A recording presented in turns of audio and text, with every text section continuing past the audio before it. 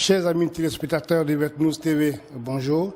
Nous sommes au Burkina Faso, plus précisément à Ouagadougou, et au siège de l'UPC, Union pour le progrès et le changement, où nous reçoit son président, M. Zéphirine Diabré. Bonjour, Monsieur le Président. Oui, bonjour. Je peux vous appeler Monsieur le Président ou Monsieur le Ministre? Monsieur le Président de l'UPC. Voilà, c'est le titre que les camarades m'ont donné à la tête du parti. Monsieur Diabré, en votre qualité, en tout cas d'ancien ministre de M. Blaise Compaoré, et de chef de file de l'opposition, comment avez-vous vécu les événements du 30 et du 31 octobre dernier qui ont conduit à la chute de votre ancien collaborateur? Ce qui s'est passé les 30 et les 31, ça a été la culmination d'un combat qui a débuté autour de la question de la mise en place du Sénat.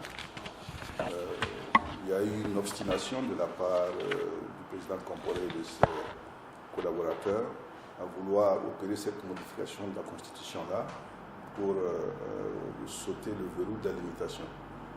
Mais ils ont surtout fait une erreur de jugement, parce qu'ils pensaient que la question était simplement juridique, et pour eux, du fait que la Constitution n'interdisait pas cette révision-là, elle pouvait avoir lieu.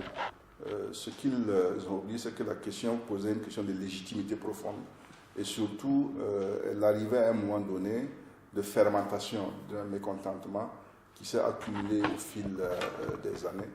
Et c'est la culmination de tout ça là, aidée, j'imagine aussi, par la réorganisation de l'opposition qui a su montrer un front uni, qui a amené donc les événements donc, des 30 et 31. Tout le monde sait bien que lorsque les Burkinabés sont sortis le 30, ils n'avaient pas pour objectif, ils n'avaient pas affiché tout de suite de dire qu'il fallait renverser le régime.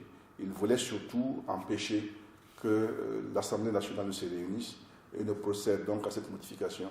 Mais dans l'histoire, les événements s'enchaînent toujours et au regard de la répression très féroce qui a frappé un certain nombre de compatriotes, il est clair que pour l'opposition, pour son chef de file et pour tout le monde, la question du départ du président Compaoré n'était plus négociable. Vous, en ce moment, où étiez-vous?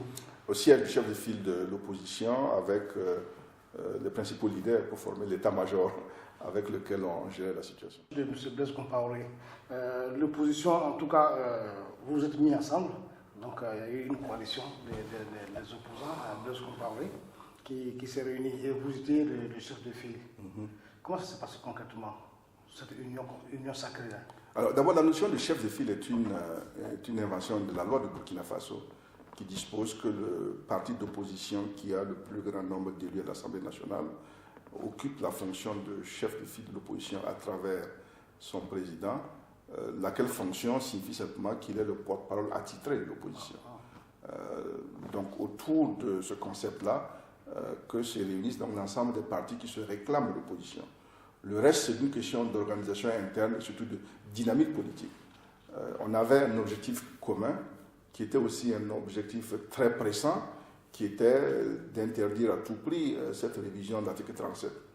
Et la cause était suffisamment importante pour qu'on puisse taire les différences, voire les divergences qui peuvent exister entre tel ou tel, notamment les différences de sensibilité idéologique. Et c'est sans aucun doute, j'imagine, l'importance de la cause et surtout le raisonnement que cette cause-là avait dans l'opinion, qui a fait comprendre à tout le monde qu'il fallait absolument une union sacrée. Mais avec du recul, quel bilan vous faites de l'air contre lui? C'est un bilan qui ne peut être que contrasté. On ne peut pas dire que tout est mauvais parce que ce serait fait de mauvaise foi et politicienne, mais il est clair que s'il y a eu des changements, c'est que tout n'était pas bon. Et nous, en tant qu'hommes politiques, notre rôle est de nous attarder sur ce qui n'est pas bon, parce que c'est ce qui a motivé notre volonté de changement. Et sur ce registre-là, il y a beaucoup de choses à dire. Le système démocratique ne fonctionnait pas vraiment. Il était trop dominé par le parti unique, sur toile de fond d'un effort incessant pour briser l'opposition, et avec cette omnibulation qu'il fallait à tout prix éviter l'alternance qu'elle survienne. Ça, c'était détestable. Ça a conduit au fait que beaucoup de citoyens ne croyaient plus en ce système-là, s'abstenaient de s'enregistrer pour voter parce que pour eux, ça ne changerait rien. Sur le plan économique, il y a des aspects négatifs que nous avons toujours soulignés. D'abord, le fait que, alors qu'on a fait les réformes du Fonds monétaire de la Banque mondiale pour être dans ce qu'on appelle une économie libérale, ce qu'on avait, ce n'était pas une économie tout à fait libérale. Parce qu'une économie libérale, elle a plusieurs principes, dont un qui est cardinal, c'est ce qu'on appelle l'atomicité de l'offre et de la demande.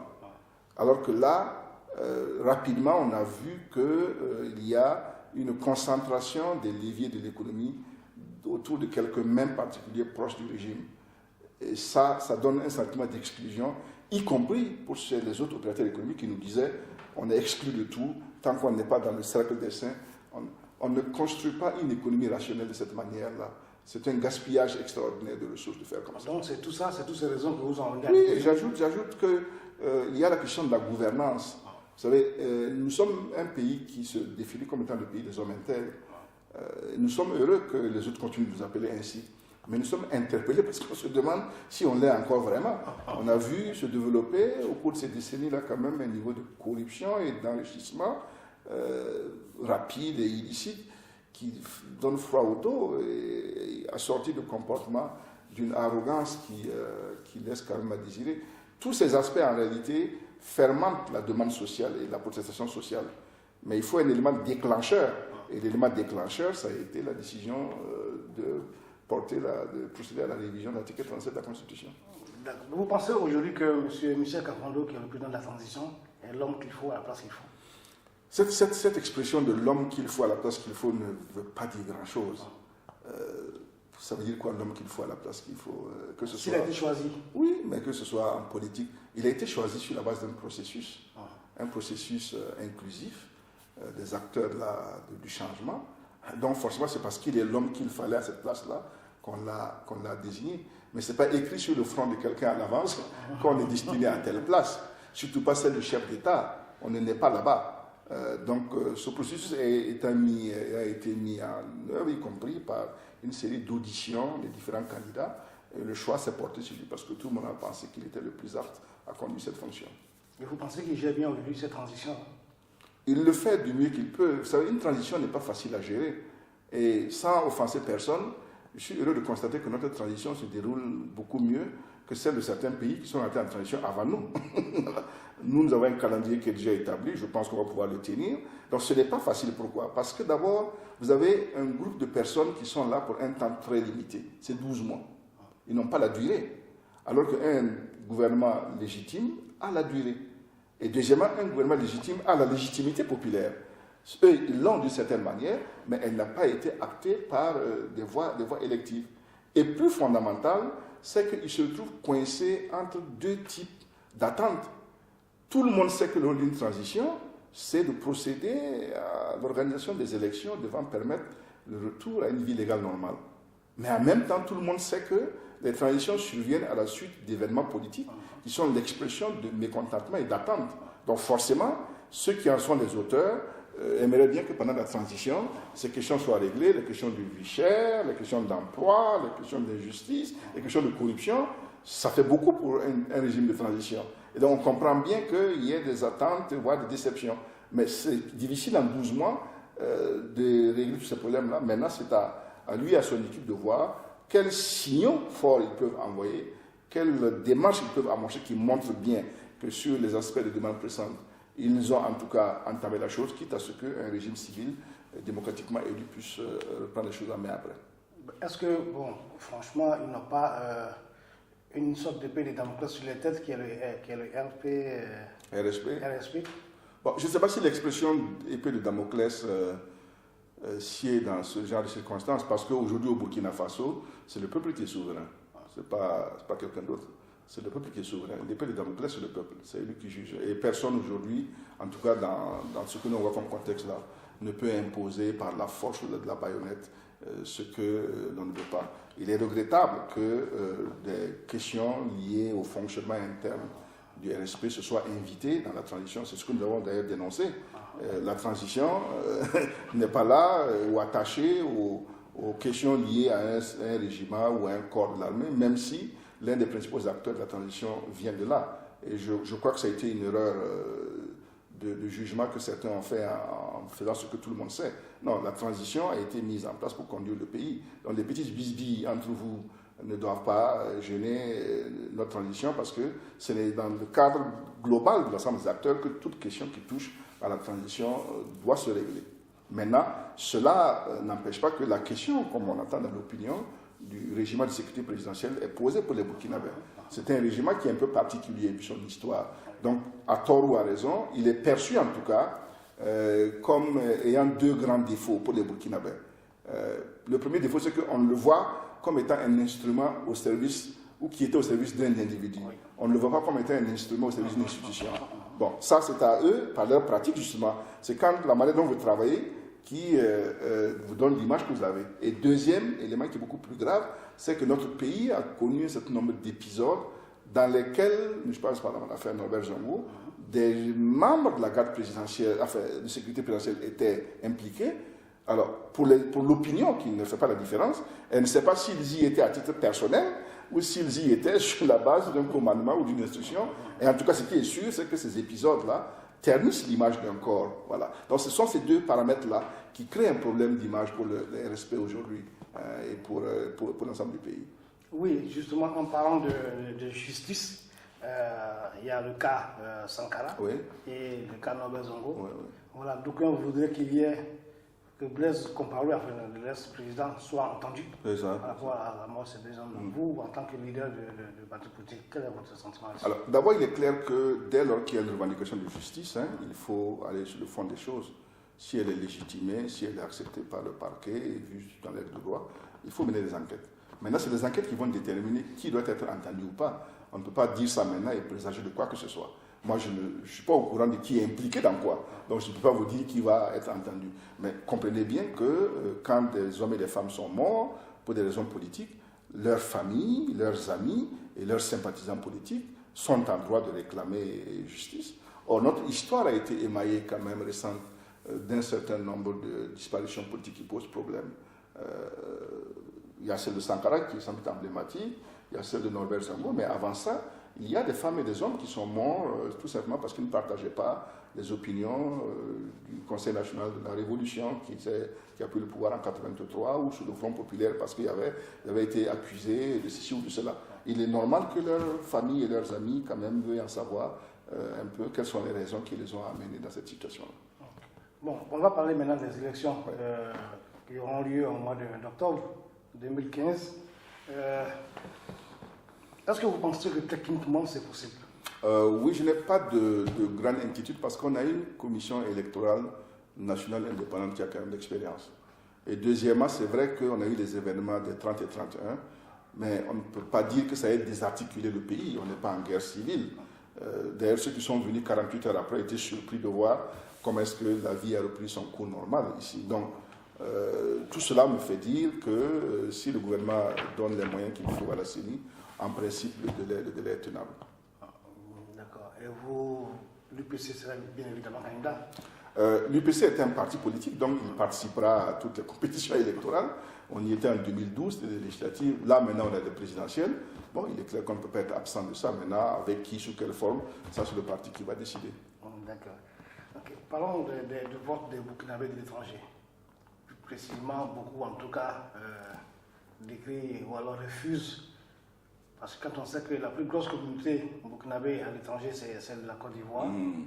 Voilà. Qu'est-ce que vous pensez du vote des Burkinabés à l'étranger? Alors, d'abord, ce n'est pas vrai de dire que beaucoup refusent. Vous savez, le vote des Burkinabés de l'étranger a été une revendication des partis d'opposition. C'est eux qui ont demandé et exigé que ce vote-là soit accordé à nos compatriotes de l'étranger. Et à un moment donné, le gouvernement, le régime, y a accédé. On devait le faire, je crois, en 2005 ou en 2010, ça n'a pas pu avoir lieu pour des raisons techniques. Le problème, c'est qu'aujourd'hui, je pense que tout le monde est d'accord sur le principe qu'il faut trouver un moyen pour que nos compatriotes qui sont à l'étranger, quand même, aient leur voix qui compte dans les choix et les décisions nationales. La question est de savoir, est-ce qu'on s'est suffisamment bien préparé et comment on le fait? Et c'est là où on est obligé d'écouter un peu le gouvernement et la CENI et aussi de donner notre sentiment sur ce qu'on a vu. Si on avait eu un processus transparent de préparation depuis 5 ans, d'identification et d'immatriculation de nos compatriotes, de délivrance des cartes consulaires et des cartes d'électeurs biométriques, ça ne poserait aucun problème. Le problème, c'est que le processus n'a pas été, en tout cas l'opposition n'a pas été associée au processus qui était en cours. Et c'est difficile, dans le cas d'une transition comme ça en quelques mois, d'utiliser un processus auquel on n'a pas été associé et auquel on avait des réserves pour aller à une élection qui va quand même consacrer le retour à une vie légale normale. C'est ça qui nous pose problème. Oui. Donc, c'est pour ça qu'il y a un consensus qui s'est dit, comme techniquement on n'est pas prêt et qu'on n'a pas pris les dispositions, mieux vaut peut-être sursoir à ça pour cette fois-ci et ne pas se lancer dans une aventure qui peut amener d'autres problèmes. Je peux vous dire par exemple qu'aujourd'hui, personne n'est capable de nous dire combien de Burkinabés il y a à l'étranger. Ouais. Y compris en Côte d'Ivoire, on peut nous dire. Parce qu'ils n'ont pas été recensés, immatriculés. Ce travail, on aurait dû le faire dès lors que la loi a été votée. Sur 5 ans, c'est un travail qu'on fait facilement. Que chaque Burkinabé qui est à l'étranger, qu'on sache qui c'est, que l'on ait les documents qu'on doit lui donner, que l'on sache, que l'on soit sûr que sinon on peut avoir des problèmes de contestation, de fraude après.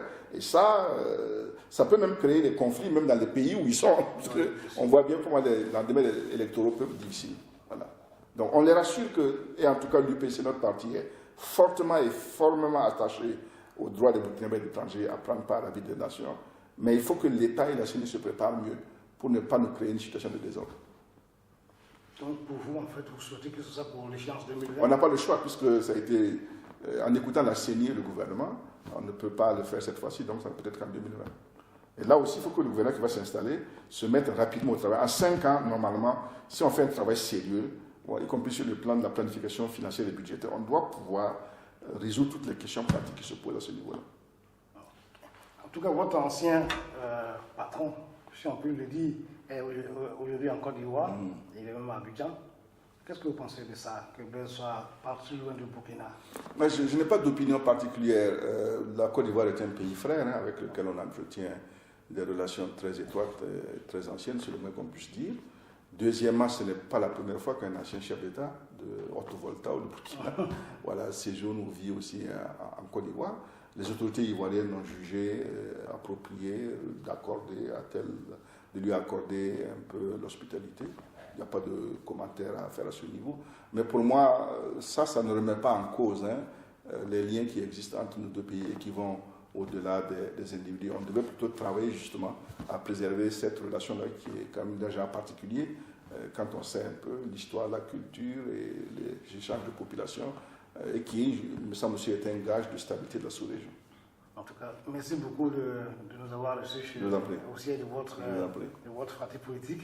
Quel est votre mot de fin pour nos téléspectateurs qui vont suivre cette émission-là?